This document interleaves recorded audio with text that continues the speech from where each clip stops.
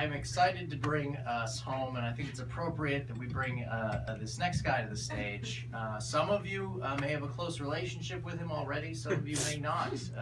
Some of you have truly believed in this man. I think it's kind of a treat that he's here. It's been a pleasure to bring to the stage now the master, the creator. Please welcome God!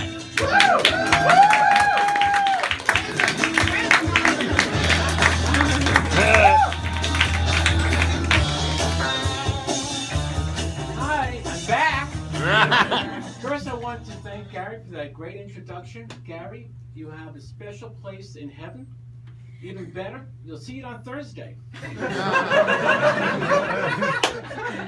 That joke is 2,000 years old, still works. Now, the reason why I came back after all these centuries is I've been listening to your scientists and theologians debate creation, fact or fiction, blah, blah, blah. That's all I hear.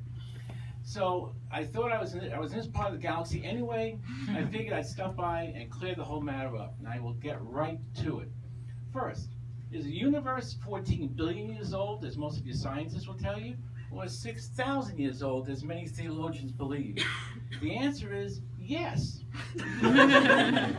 14 billion years, 6,000 years, it's all the same to me. Non-linear time. Google it. Now, according to the story, I created the heavens and the earth in one day. That is true. What you don't know is that I could have done the whole job in half a day, even including a second coat of paint. Now, why, if I could have done it in a half a day, did I take twice as long? One word: unions. Now, I'm going to go on to the Garden of Eden, where I created the first man, Adam. When I created him, I really didn't think of creating a woman also. But then I began to think, why should I be responsible for creating more humans? Adam can do it. So one night when he was sleeping, I took one of his ribs out and used it to create the first woman, Eve. Now I have to say at this point, Eve and most of the women who have followed her are the most beautiful creatures I have ever created in the entire universe. Up to that point, I think my best work was the platypus. But Eve was far more beautiful. Now, I did make one mistake in the garden. Yes, I'm supposed to be infallible, but not all the time, I guess. I created a snake that could talk, and it wouldn't shut up. And it finally convinced Eve to take a bite of the apple from the tree of knowledge. Now, I had previously told both Adam and Eve, do whatever you want in the garden. Just don't eat those fakakta apples. Eve, using a newfound feminine wiles, enticed Adam to do the same thing. So they both took bites from the apple. And suddenly, terabytes of knowledge flowed into their respective brains.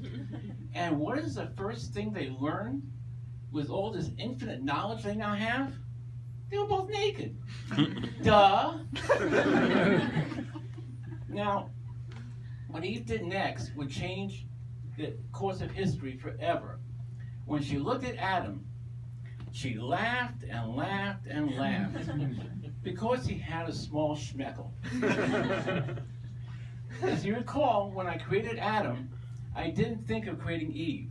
So I gave him a small schmeckle, just something for him to play with when he got bored.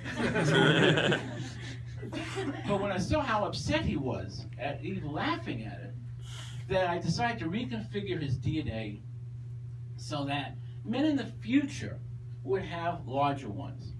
DNA is a little tricky, however, but for the most part, I was successful. Most men today do have larger schmeckles. Some men still, unfortunately, well, sorry, Gary.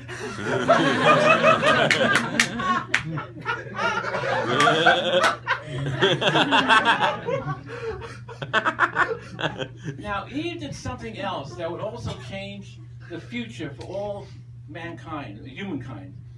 She told the first lie. She told Adam that she's sorry that she laughed at his small schmeckle because size does not really matter. Yeah, right. Now I'll go on to day 7, when according to the story, I rested. Did I rest? Yes. Did I have to rest? No. Why did I rest? One word. Unions. Well, it is time for me to go. I will be back in about 2 million years, so save your seats. In the meantime, may the force be with you. Oh, wait a minute. That's for another galaxy far, far away. Let me think. Okay, how about this? Until we meet again, Happy Hanukkah, Merry Christmas, Happy New Year, Happy Kwanzaa, but most of all, peace.